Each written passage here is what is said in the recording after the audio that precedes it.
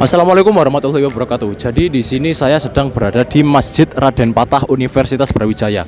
Jadi di sini saya nanti akan menanyakan kepada pengurus Masjid Raden Patah ini tentang bagaimana mereka itu menjalankan nilai-nilai Islam di Masjid Raden Patah ini sebagai pendukung kegiatan kemahasiswaan dan bagaimana menjalankan nilai-nilai Islam di era 2023 ini.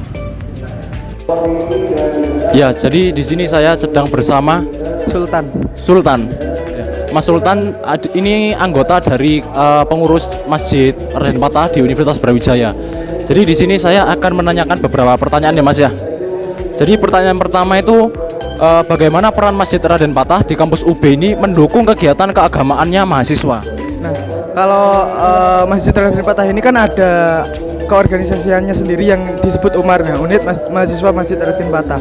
Nah, kita itu kerjanya itu kayak kalau ada acara-acara event di Masjid Raden Patah itu kita yang mengorganisir, kita yang melaksanakan acara-acara tersebut. Contohnya kayak tablik akbar, kayak kalau pas hari Ramadan itu biasanya masjid ini kan rame, nah itu biasanya kita yang selalu ngondisiin jemaah. Terus kalau setiap sore kan pasti ada kayak bazar setiap Ramadan, nah itu kita juga yang itu jadi panitianya gitu.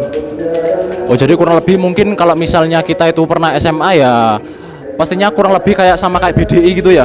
Oh gitu, oke, terima kasih Mas. Terus untuk pertanyaan kedua nih Mas, kegiatan keagamaan apa saja yang rutin dilakukan oleh Masjid Raden Patah Universitas Brawijaya ini Mas?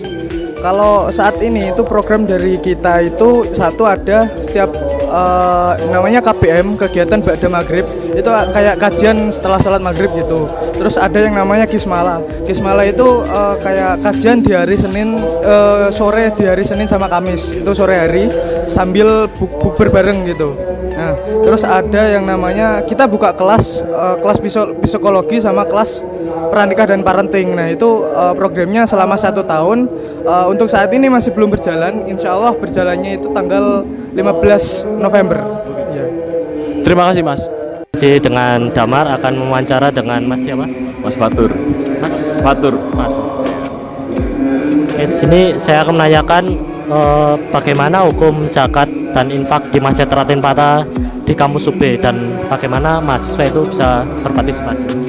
Oke, mungkin untuk menjawab itu kami di MRP sendiri ada namanya BAZIS. Jangan dulu itu. Dia ruangannya yang ini.